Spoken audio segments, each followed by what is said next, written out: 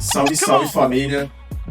Primeiramente aí, boa noite a todos, todas. Eu tô muito feliz de estar aqui porque é um projeto que a gente tem muito amor, que é a Ovo Manifest. Para quem não sabe, a Ovo Manifest é uma ONG que leva saúde mental por meio da arte, da cultura. E a gente está nessa caminhada aí desde 2018. Estamos nesse corre levando esperança à vida. E um dos nossos pilares que a gente vai trocar ideia aqui é perspectiva de vida, autoconhecimento, autoestima, que tem tudo a ver também com o lance da música também, identidade, criatividade. É algo que são temas que é importante no processo criativo pra gente criar de forma saudável, sem a gente se trair ou se permitir. Essa que é a real. Porque eu acredito que a música é uma experiência. A gente está aqui para experimentar, para sentir e trocar. E agora eu quero que vocês façam um barulho para o Felipe Vassão.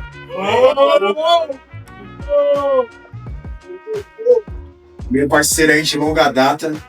E eu tô muito feliz de você estar aqui, Felipão. Você é louco. Você é família demais. E para nós é uma honra. Esse é o Ovo Sessions Lab, que é para trazer essa proximidade, né, do bastidor, como que funciona, aquelas dúvidas que muitas vezes a gente tem, só que muitas vezes não tem ninguém para poder trocar uma ideia ou dar um direcionamento de algo, enfim, que às vezes uma palavra, uma ideia que você dá muda o curso de muita coisa. Então a gente vai começar aqui a ideia, a palavra vai estar com você, Felipão, e para mim é uma honra estar aqui com você e dividir esse momento com você, esse tempo com você. Quero agradecer pelo convite. Obrigado. Você é um cara, acho que vocês conhecem, né? Mas o Renan, pra mim, é um dos beatmakers e produtores brasileiros mais cabulosos que tem. Eu sempre falei isso pra ele. Sempre falei pra você. E eu tava falando num vídeo agora que a gente fez aqui, a quantidade de música que esse cara fez que a gente não sabe, às vezes. Isso aqui. Vai ver na ficha técnica. Filha da mãe. Então, assim, profissionalmente tem essa conexão, essa admiração. Eu acho que você é um cara espetacular no seu trabalho. Mas acho que pessoalmente tem um lance muito forte também. A gente se conectou em vários momentos das nossas vidas, em diferentes circunstâncias. Trabalhamos junto em diferentes coisas e sempre fluiu de um jeito tão bom que acho que é isso que a gente vai falar hoje, um pouco disso, assim. Tem muito mais a ver com a experiência do que com o nosso resultado, sabe assim? E, mano, dispensa a apresentação, né? Felipão, você é louco, você é maestro, produtor musical que pra mim é um monstro, é uma referência pra mim. Eu aprendo e aprendi muito com você, cara. E vai ser muito louco essa troca de ideia, Felipão. Porque sempre quando a gente se tromba é divertido, a gente dá umas risadas, a gente sempre cria algo muito louco também. Eu queria fazer uma pergunta pra você, Felipão, assim, né? Antes do artista pensar em criar, em produzir, em fazer um disco ou trilhar na caminhada da música, o que ele precisa saber antes de decidir fazer isso? Olha, eu acho que entender que é um trabalho, existe uma fantasia muito grande, assim, muita gente fantasia que a arte é um negócio separado do mundo real, né? Às vezes eu sinto um pouco isso. E é mais um trabalho, né? No fundo. E eu sinto isso porque as pessoas que não trabalham com arte, elas, quando descobrem que eu trabalho com música, elas entram, e vocês devem já ter ouvido isso também, né? Se vocês mexem com música, com arte, com o que for, com o lado da criatividade, você encontra alguém que trabalha num trabalho mais quadrado, entre aspas, né? Eu não quero fazer juízo de valores, só qualidades diferentes, né? a pessoa fica, nossa, bicho, que maravilha que é trabalhar com música. Então tem um pouco dessa fantasia. Então, acho que quem tá começando também fantasia, né? Eu comecei a tocar, a fazer música, porque eu queria cantar. Porque eu era viciado em polícia e eu achava as músicas muito loucas, eu queria cantar. E eu tinha uma fantasia de ser um cantor, quando sei lá, eu tinha 11 anos de idade. Então, sabe, é uma fantasia. É que nem quando você quer ser astronauta. Você tá nesse lugar da criança imaginando alguma coisa. E quando a gente chega no momento de fazer uma escolha de vida, eu acho muito cruel o sistema que a gente tem hoje em dia, porque existe essa ideia, né, já programada, que quando você terminar o ensino médio, se você terminar, você tem que escolher o que você vai fazer o resto da sua vida. E é um negócio muito estranho, porque eu acho que todo mundo tem um pouco de possibilidade de fazer o que quiser, né? Você não precisa fazer uma coisa só, mas a gente vive numa sociedade que fala, não, você é isso, né? Não sei se vocês... Eu me lembro que essa ficha caiu pra mim quando eu tava assistindo TV e aí via umas reportagens da Globo, assim, quando eu era criança. E aí tinha uma entrevista com a pessoa que tá na rua, assim, falando, o que você acha do time da Copa, sei lá, em 94? E aí aparecia lá, fulano do sei o que lá, técnico de sei lá o que. Então precisa estar do lado do nome de uma pessoa definido pela profissão dela. E a gente se define pelas nossas profissões. Então, eu dei um rolê aqui para chegar no... Você vai seguir em música, tem o lado profissional, tem o lado artístico e o lado pragmático, que eles têm que conviver. Acho que essa é a primeira coisa.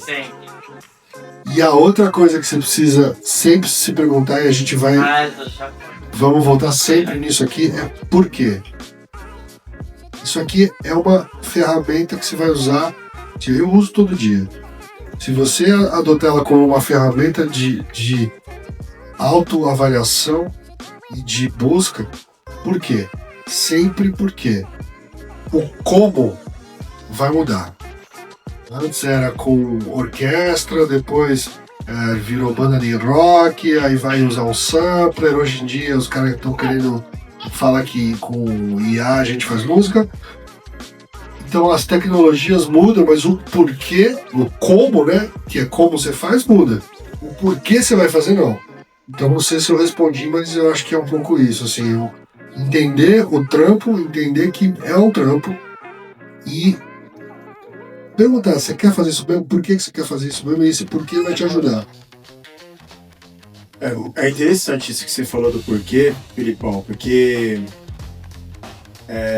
o porquê ele faz você se questionar, né? Então, assim, pra onde que eu vou?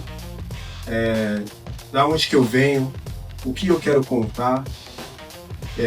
Eu lembro que a gente sempre trocou umas ideias sobre histórias. Você sempre falou esse bagulho pra mim e eu achava muito interessante isso. Mano, que história que você quer contar? Tá ligado? Porque hoje a gente vê também que o mercado ele vende histórias também, pautas. E o que é atrativo para aquele momento é vendável também, né? Mas o hip hop ele me mostra e me ensinou que a gente tem que contar a própria história, da onde a gente vem, para onde a gente vai, quais são as nossas referências daquele lugar, da onde a gente vive. E quando você está com o microfone, você está representando algo, né? E assim, por que você faz o que você faz? Né? No começo eu comecei a fazer música porque eu queria falar da minha realidade, daquilo que eu via no meu bairro, né? E eu comecei a produzir porque eu não tinha condições de pagar um estúdio, tá ligado?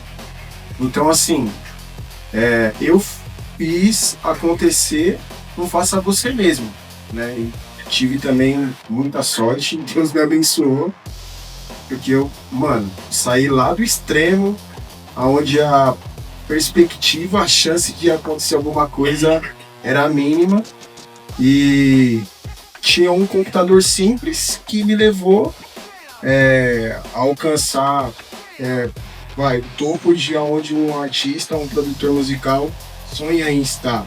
Mas eu não, na verdade, eu nunca pensei que eu ia chegar onde eu cheguei. O que me motivou foi a parada genuína de poder falar com a minha galera, tá ligado? De não ver os meus amigos ir pro crime, de mostrar que existe outras possibilidades além daquela realidade que a gente vive e poder compartilhar aquilo que eu vivia da onde eu vim para outras pessoas conhecer, né? Então, assim, quando a gente fala do porquê, hoje eu vejo que muitos questionamentos de muitos artistas, eles acabam se perdendo no meio do caminho pela validação e pela aprovação, né? Eu acho que ela já não tem mais o porquê, já tem de eu preciso estar, eu preciso chegar nesse lugar porque dessa forma as pessoas vão me aceitar, tá ligado? E isso é muito prejudicial porque eu vejo que tem uma parte de artista que tá ficando mal, mano. Tá ficando doente, tá ficando triste. Deposita uma esperança em algo que ele até quer viver isso, tá ligado? Mas ele não se preparou e não fez essas perguntas antes, tá ligado? E eu queria saber, tipo, o que você pensa disso, né? Como produtor musical, também como um artista monstro que você é, sobre identidade, tá ligado?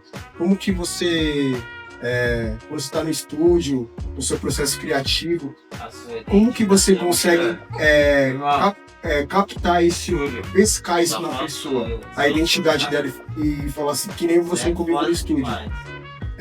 Uma coisa que mudou toda a perspectiva da minha vida, assim, de arte, assim.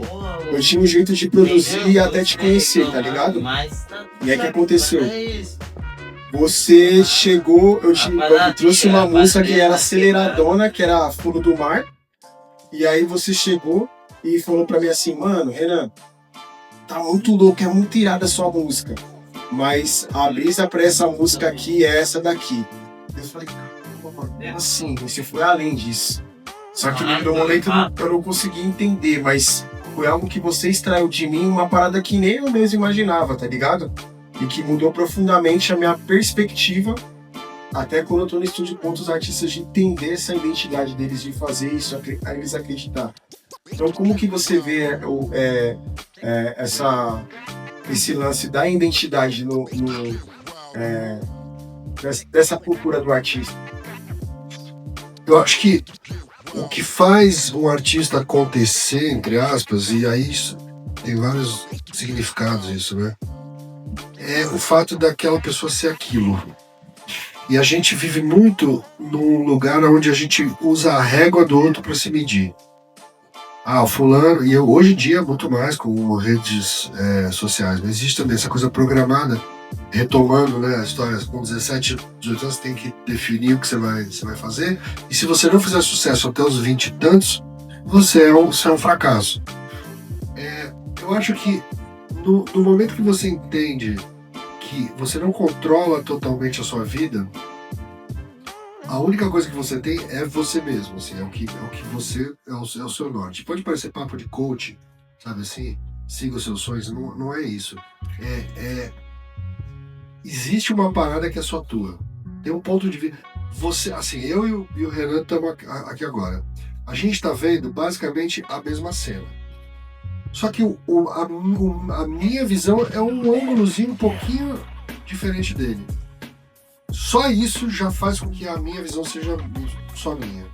Então, fazendo essa analogia, mesmo que você faça rap, tem outro cara que faz rap, e vocês gostam das mesmas referências, a forma como você vai processar isso vai ser completamente diferente daquela pessoa, porque a sua história de vida é outra.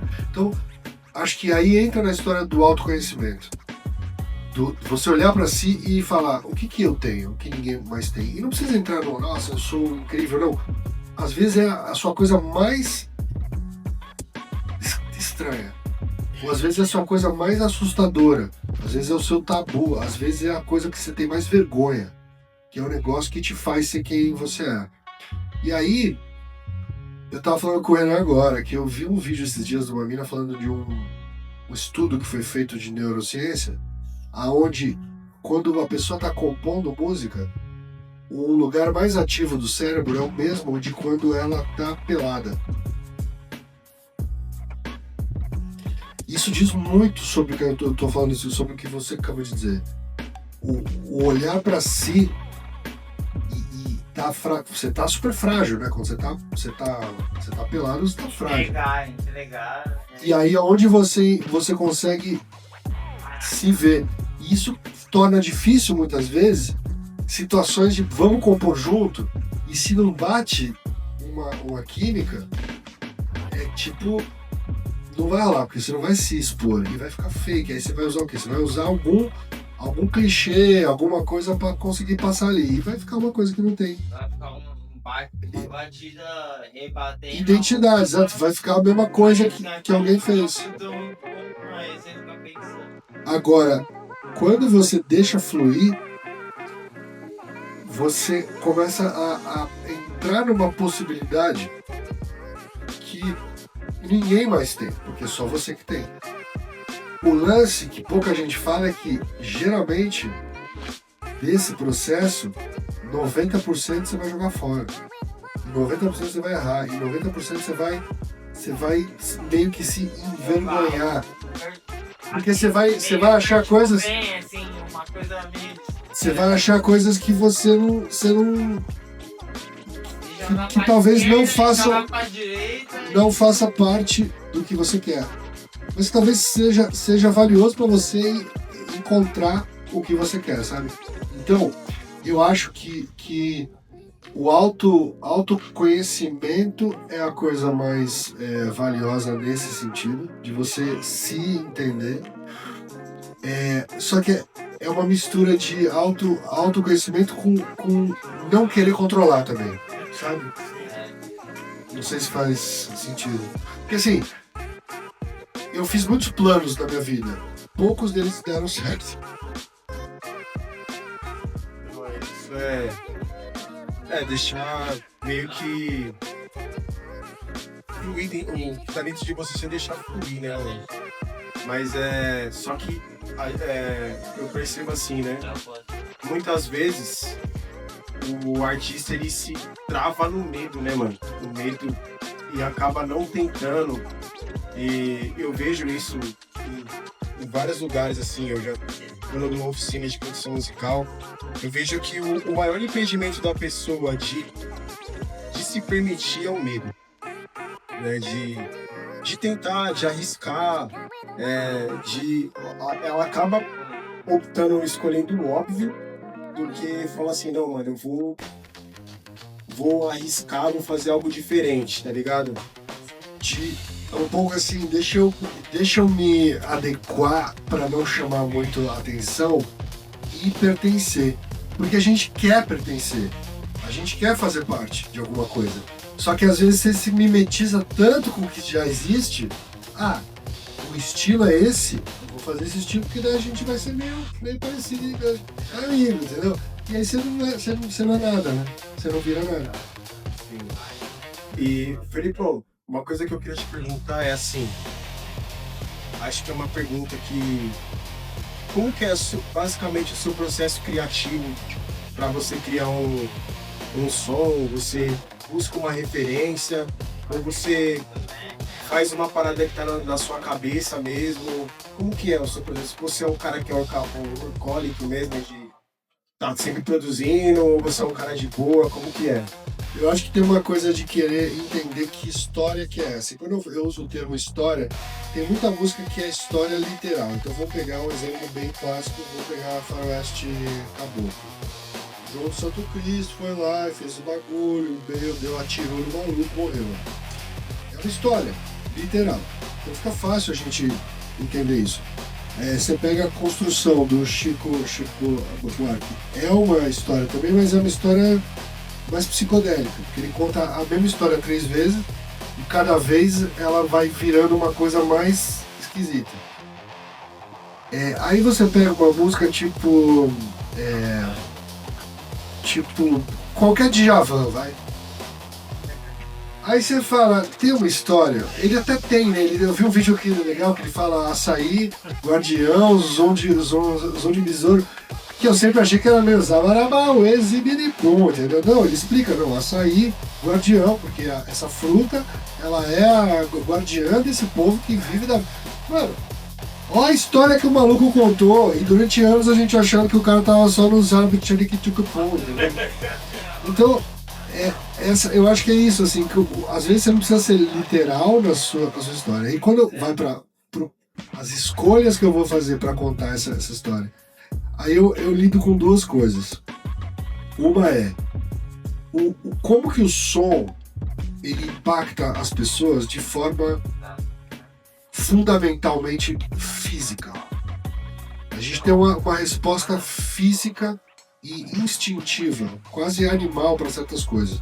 Então o som grave, ele é um som que primordialmente está associado a alerta. Por quê? Vamos imaginar que você é o homem das cavernas lá, a mulher das cavernas. E se houve um som grave no meio do mato, pode ser trovão, pode ser um bicho gigante, pode ser uma pedra rolando. Então você vê que não são coisas muito passageiras, são coisas que podem mudar a sua vida, você pode morrer.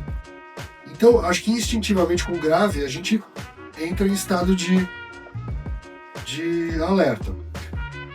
Então esse é a nossa reação instintiva para um som grave. Agora, qual que é a nossa reação cultural para um som grave?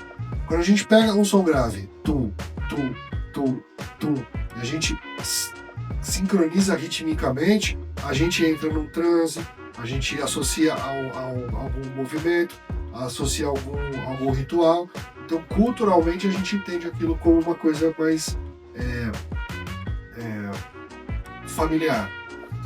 Então, dá pra gente ir explorando isso, assim, qual que é a simbologia de um piano?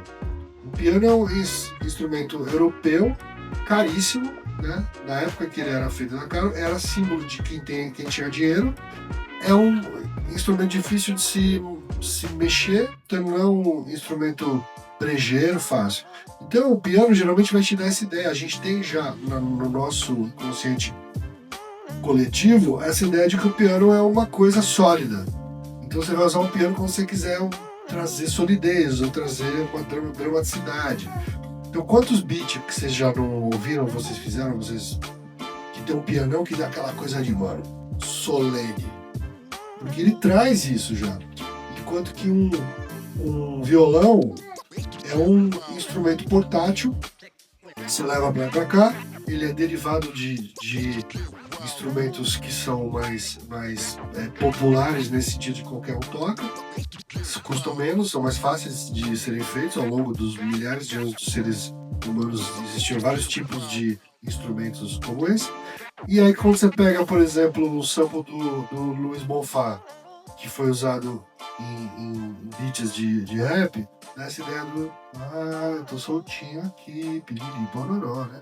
Então, se você começa a entender esses ingredientes sonoros que você tem, não só pela sonoridade que você gosta ou não, mas pelo como ele vai impactar culturalmente e sonicamente o outro, você começa a usar isso a seu favor. Então vamos pegar fundo do mar.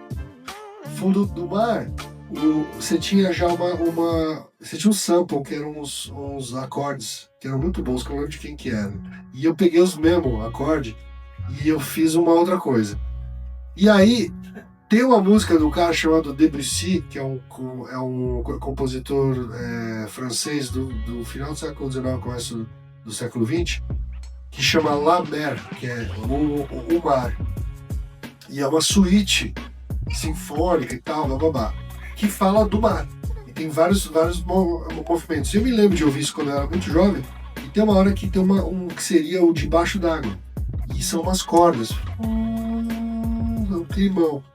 Eu falei, caramba, acho que tem um lance aí. Aí eu fui lá, achei, sampleei, e as cordas que a gente tem nessa música foi tirada disso aí. Que é uma música do cara que fala do mar. Mas não fala nada, ele fala sonicamente do que ele acha que o mar é. E aí tem o som do sonar que eu usei, que é o som do Viagem ao Fundo do Mar, que é uma série que eu assistia quando era criança, de um submarino. Então assim, você começa a pescar pistas sônicas que não precisa estar na cara, mas que a pessoa vai ouvir, ela vai, vou entrar nesse rolê aqui, né? Aí pro segundo verso rolou a história da Dre, né? Chamou ela pra cantar, porque você fala sereia, tá bom, bota uma sereia aí, bro, vamos cantar, canta os bagulho aí. Então, essas decisões não foram só assim, eu quero pôr uma mina cantando. Tem história de uma sereia, então vamos vestir essa música com essa sereia. Vamos vestir essa música com essa textura de mar, né? Então, por exemplo, vamos pegar Ouro Marrom do JP, que é o outro extremo, né? A gente tá falando de uma música que a gente costurou cada batidinha com sample. Aí o JP me chega com uma música linda, não sei se vocês conhecem essa música dele. Ó, vamos gravar isso aqui lá no disco. A gente, vai ficar bonito isso aí com piano, com corda, vai ficar legal, bonito, puta música linda. Aí a gente foi pro estúdio com uma demo dele, que era só violão com voz. Que a gente gravou de qualquer jeito mesmo, assim, tipo esses mix, assim.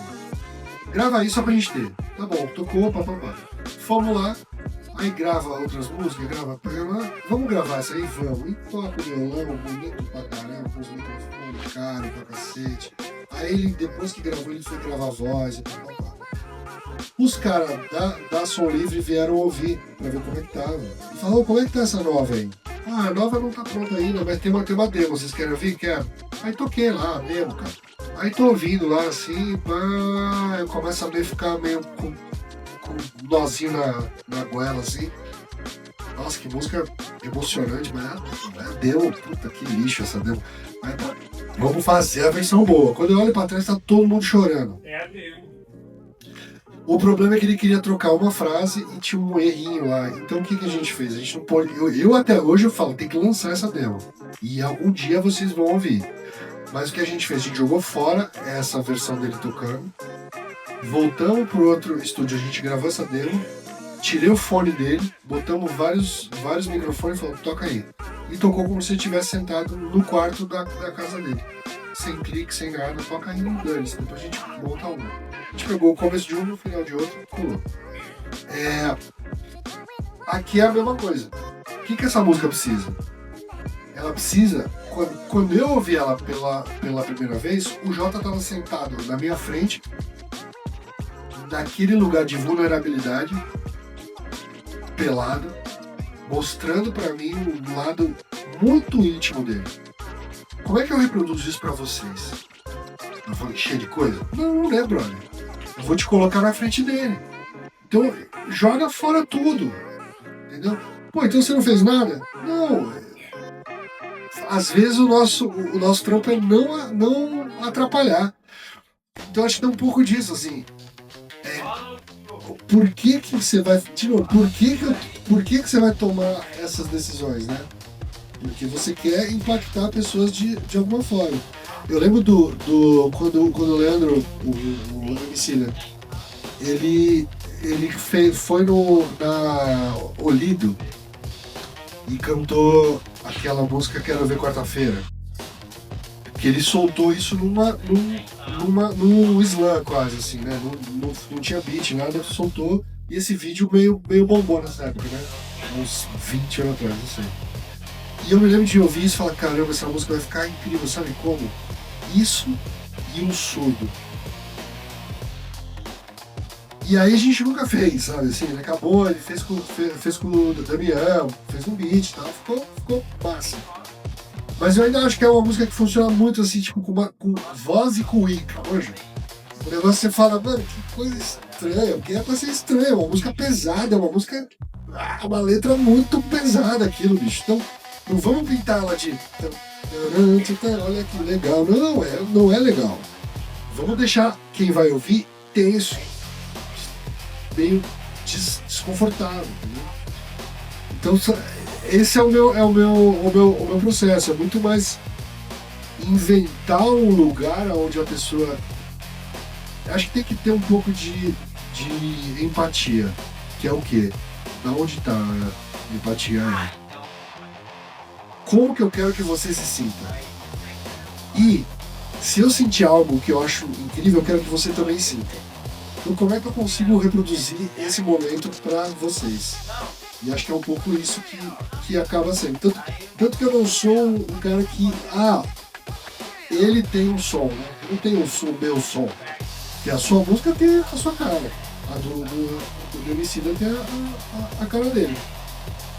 Eu não tenho um estilo de beatmaker, porque eu não acho que eu seja beatmaker. Eu vejo o que você faz, eu fico louco. Porque assim, eu preciso de 40 canais para fazer as minhas coisas. Eu vejo uma session do Renan com 4 tracks. E o puta beat rolando. Eu falo, mano, como é que você faz isso, cara? Então são artes diferentes mesmo. Não, isso é interessante você falar, Filipão, porque na caminhada assim, quando a gente troca ideia, você sempre viu qualidade em tudo que você escuta, tá ligado? Então assim, quando a gente se conheceu, eu te mostrei meus beats lá com as baterias tudo fora do grid e os bagulhos. Você falou, cara, mano, como que você consegue fazer uns bagulhos desses, tá ligado? E ao mesmo tempo, tipo, eu aprendia muito com você, com essa construção musical, né? Quando a gente, via Triunfo a primeira vez, eu falei, cara, olha a construção musical do bagulho, tá ligado? Ela não é simplesmente uma música que tem uma introdução, ali o verso, um refrão, uma ponte, sei lá, um beijinho e volta. Não, ela, além de ter toda essa estrutura da música, ela te traz uma emoção, uma sensação diversa, traz como se estivesse dentro de um filme mesmo. E isso é muito louco, como você falou da Fundo do Mar. Pô, trouxe a música, você foi além do tema, você foi dentro das suas referências. Eu até queria te perguntar isso também. Como que é essa biblioteca que você tem humana, tá ligado? Como é que você faz pra exercitar isso? E até como exercício também pra, tipo, pra quem tá começando a fazer ou pra quem tá no corre, porque às vezes tá no bloqueio criativo. Como é que você faz pra achar?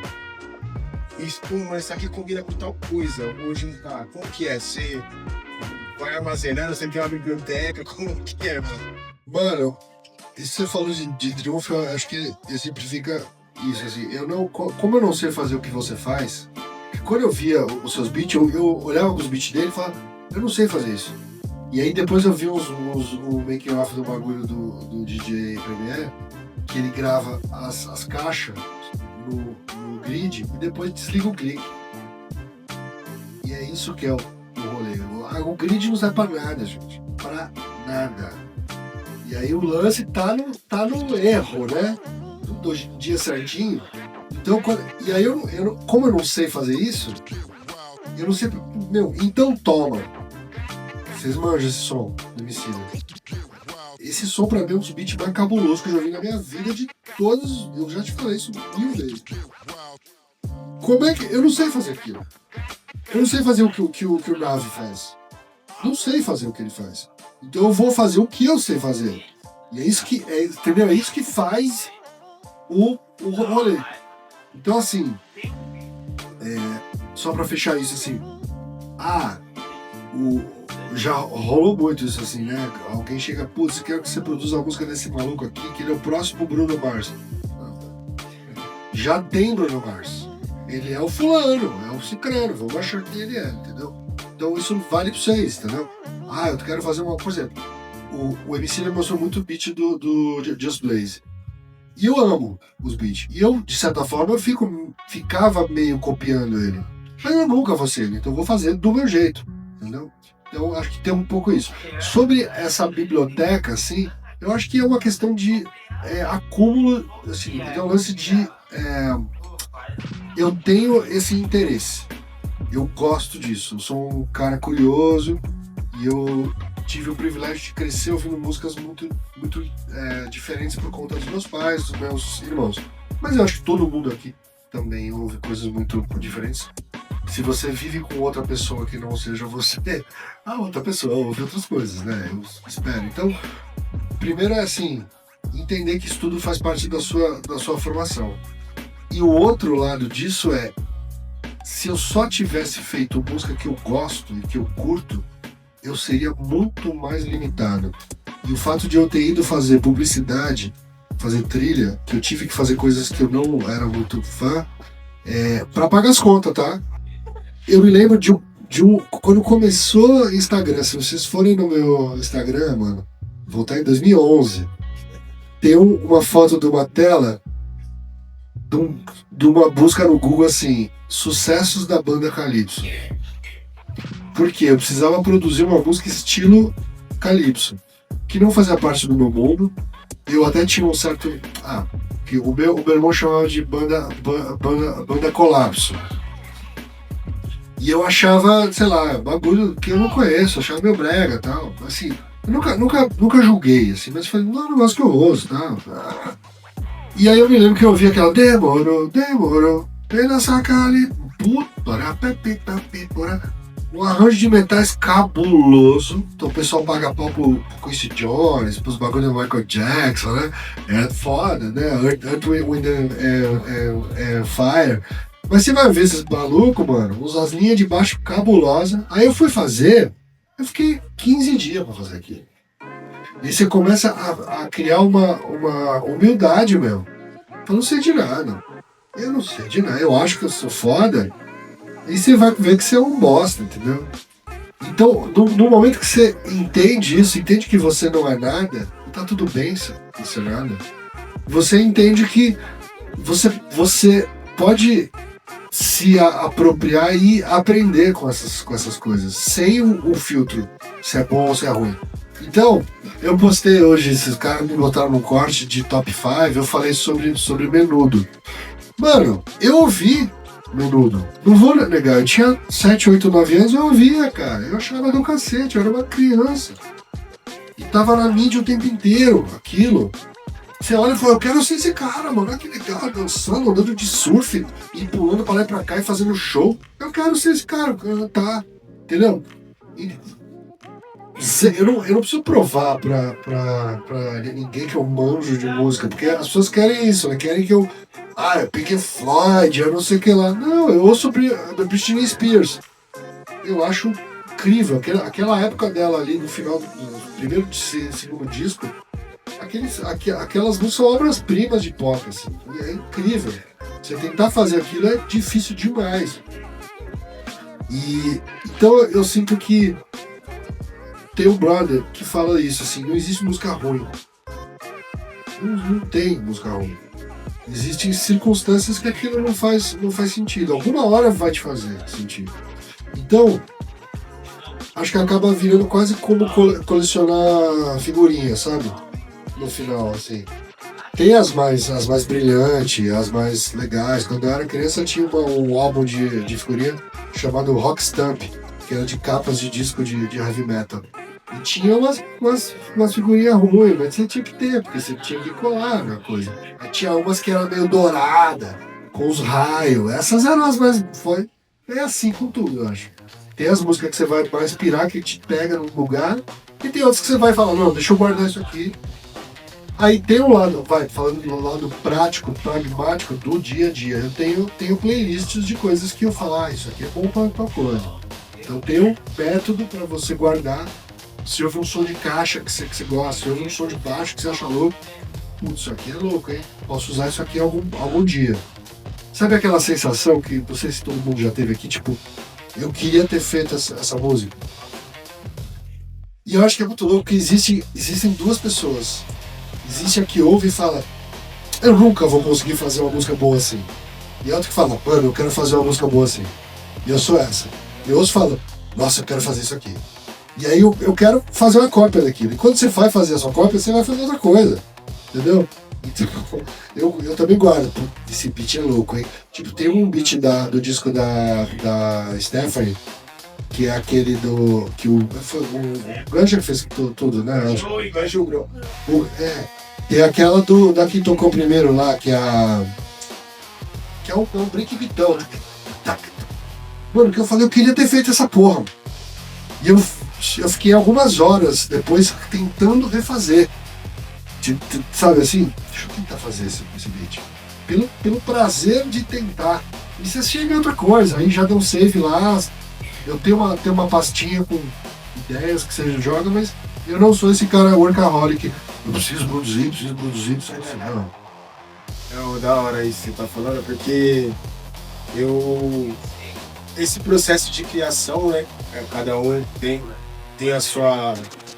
o seu método, mas o meu eu tinha costume de fazer várias baterias e deixar guardado lá no FL, deixava um monte de bateria lá e de timbres, né? Tipo, era a semana que eu ia só cortar tipo um timbre de breakbeat. Eu ia lá e cortava uma caixa e pegava meus timbres, criava as baterias e deixava tudo armazenado. Daí era dia de cortar o 100. Daí ia lá, cortava os furinhos, parava, cortava, daí ia mixando, tá ligado? Tipo, soltava a bateria e muitas vezes soltava o sample, daí se encaixasse com o tom do sample a caixa desse um hit, um sample, soasse bem, daí eu dava continuidade no beat, tá ligado? Que massa isso, ó que loucura, mano. É outro processo. Porque muitas vezes a gente não se liga, né? Mas tudo tem um tom, né? Tipo, o bumbo, a caixa, o chimbal. E quando você, às vezes, cata um sample que é muito bom e você coloca um timbre zoado, daí o bagulho vai virar do punch. Mas quando você cata ali quando a bateria, você acertou o timbre da bateria, qualquer sample vai.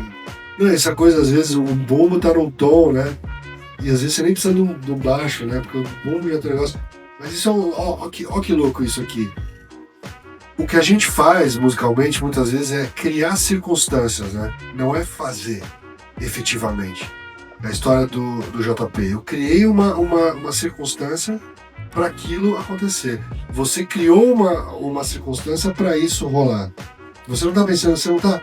Porque vamos pegar um outro jeito de trabalhar. Pega o Timbaland, que basicamente ele faz beatbox, fica fazendo overdub de beatbox, joga na mão dos caras, da época do Scott Storch lá, depois dos outros moleques, fala, acha um som que é isso aqui. Então ele que fazia o cara achava um synth lá que fazia aquilo. Mas olha que processo louco, que é um outro processo genial. O seu, você faz quase como se fosse cozinhar, né? Você vai lá, você pica tudo, pica a cebola, pica o bagulho, pica os mirinite, aí você vai jogando, pá, no fogo. O que ficar gostoso ficou, entendeu? É um pouco isso, né? Então olha só como a gente não tem um jeito de você fazer, tem o seu jeito que você vai achar, entendeu? É quase tipo uma alquimia, né? Você vai tipo experimentando ali, vai criando uma forma, né? Tipo, você junta, que nem você postou da Fundo do Mar, você foi juntando várias peças. Você vai eu junto várias peças até formar um quebra-cabeça. Mas assim, no meu começo. Hoje quando eu vou criar, eu já sei o que eu quero fazer, tá ligado? É tipo, basicamente, o cara quando ele pega o violão é pra compor. Então quando eu escuto um sample, um vinil, eu já sei o que eu quero, aonde eu quero chegar ali, tá ligado? Pô, é isso que eu quero fazer, o resultado é esse, eu quero o filtro nisso, eu quero colocar o flanger nessa hora e essa loucura. Você já passou pelo processo tantas vezes que você já conseguiu criar esse caminho, né? Então isso tem a ver com consistência. Exercício, gente, é que nem puxar ferro, que eu não puxo, né? Mas é a mesma coisa, é fazer todo dia. Eu queria só citar uma coisa que tem a ver com isso, que tem a ver com medo do que você falou. O artista tem medo, e todo mundo tem medo de ser aceito. É isso que é a grande trava de todo mundo que faz arte. Eu vou me mostrar pelado aqui, e aí? Vão rir? Vão achar legal? Vai ser bacana? Não vai ser? Está pronto para essa crítica? E você vai receber muito mais crítica do que elogio, sempre, para sempre. Só que as pessoas elas depositam muita expectativa em uma coisa só. E aí eu gosto muito daquele Russ, aquele rapper, que ele é dono das porra dele, ele lança música. Eu não sei se ele ainda lança toda semana, mas ele durante anos lançava toda semana. E a ideia dele era essa, assim, tipo, cara, eu não vou me segurar. Eu vou soltar sempre uma música que eu gosto, tipo, não é que eu vou soltar qualquer coisa. E pra muita gente, aquela música, que já é a 100ª dele, vai ser a primeira música daquela pessoa. Porque a gente tem um pouco, às vezes, essa síndrome do protagonista, né? A síndrome do personagem principal. Como se todo mundo tivesse querendo saber o que você... O pessoal tá cagando pro que você quer fazer, entendeu? Então só faz. Só faz e lança. Faz e lança. Faz e lança. Faz e lança. Faz. Todo mundo que você vê, tipo assim... Tipo assim, Triunfo não foi a primeira música que a gente fez junto com eu e o MC. Tem outras antes. Que vocês nunca viram. E tem músicas que vocês viram e depois, tipo, a Cada Vento era uma música que era outra música. E depois ele resolveu relançar com outra letra. Então, assim, foram feitas muitas músicas que não foram pro público, entendeu? É isso, é não parar, assim, nesse sentido. E é difícil, porque você precisa criar uma metodologia que você consiga fazer isso também, né? Então, Felipão, agora só pra aqui dar uma... abrir pra pergunta aqui, só pra... Eu falei sobre identidade no começo, né? Eu acho que toda essa alquimia, toda essa parada desse processo, eu acho que é interessante até passar pra todo mundo que tá ouvindo aqui, de você ir em busca da sua identidade, tá ligado? Tipo assim, as pessoas, elas passaram a conhecer o que eu faço pelos timbres de batera que eu entregava no som. Pô, eu quero aquele beat com as suas bateras que você faz, pesadão, tá ligado? Tipo assim, quando eu escuto um Pharrell, eu já sei que é ele pelos timbres que ele usa, tá ligado? Pelo o estilo de harmonia que ele coloca, é ele. Um timbal, é a mesma coisa, aquela parada. Então aquilo demonstra uma personalidade. Quando eu escuto as suas músicas, eu sei que é você que fez, tá ligado? Porque você tem essa personalidade, esse timbre mais encorpado, tipo, uma musicalidade. Mesmo você produzindo um MC daí, um Chitãozinho Chororó, aquele rock que você fez, dá pra saber que foi você que fez, tá ligado? Porque é a sua identidade. E até mesmo quando você me deu a oportunidade de trabalhar na Loud, eu pude ver você trabalhando, produzindo diversas trilhas, mano. E ali, por mais que você fazia em cima de um briefing, mas tinha sua personalidade ali. E as pessoas te procuravam porque você era o mais monstro dentro daquilo, das entregas ali. Então é isso que acho que todo mundo aqui deve... o porquê. Qual é a sua identidade? O que você quer trazer através do seu som? Tá ligado? O que o seu som representa? O que você quer comunicar? Tá ligado? Então acho que é muito disso, tá ligado? Tipo, é o que me trouxe aqui. Foi o meu jeito. Eu não tentei ser ninguém, eu tive minhas referências. Mas eu sou eu, mano. Tipo, hoje meu processo criativo eu escuto um sample, às vezes eu não quero nem pôr batera, eu só coloco um filtro, um bagulho e falo assim, a brisa é essa. Deve-se se vou gostar. É eu, mano. Tá ligado? É eu que determino o que eu acho da hora e o que eu não acho da hora, mano. Tá ligado? Ser livre, mano. Então, tipo assim, e isso é muito louco porque você é livre no que você faz. Eu acho legal você falar isso, porque não é porque existe chimbal que você tem que botar chimbal. E eu odeio chimbal. Então, mesmo. Você não precisa de chimbal, mano. É porque tem chimbal, tem que ter bomba e caixa, tem que ter bomba e caixa, pode ser outra coisa, pode ser um Ijexá.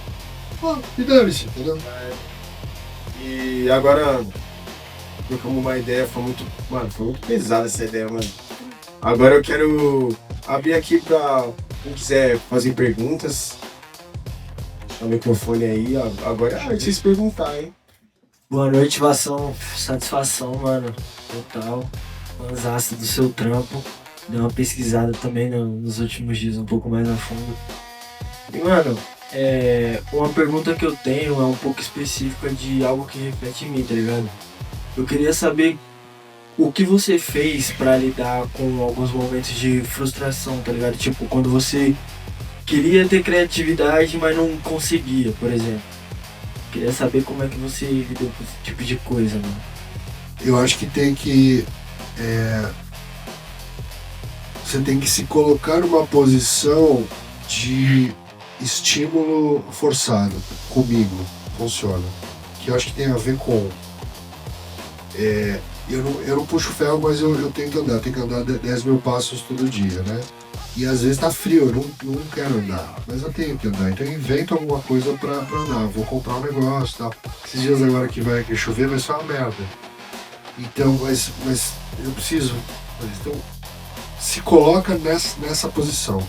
Então, isso foi muito dolorido de aprender, mas eu aprendi fazendo publicidade. Por quê? Porque não estou inspirado. Não tem. O cliente pediu o negócio e precisa chegar. Então, quando eu falo de se colocar numa posição forçada de criatividade, faz alguma coisa, bicho. Faz outra coisa. Mas faz. Não trava. Então, muitas vezes sai disso, assim. Eu preciso fazer um negócio estilo banda calypso, mas eu não sei o que fazer. Aí, dá vontade de fazer um reggae. Do nada. Tem nada a ver com aquilo. Aí, então, deixa eu fazer esse reggae. Vou botar meia hora nesse reggae. No meio do processo do reggae, veio uma ideia. Desliga, abre lá. Então, assim, esteja pronto para isso sempre. E esteja exercitando. E abraça a sua frustração. Abraça o seu momento ruim. Abraça a sua tristeza. Entende que a vida é isso, gente. A gente foi vendido pra gente um mundo mágico de arco-íris. Não existe. Se a gente pegar tudo que a gente tem hoje em dia como sociedade e jogar fora, viver dá trabalho.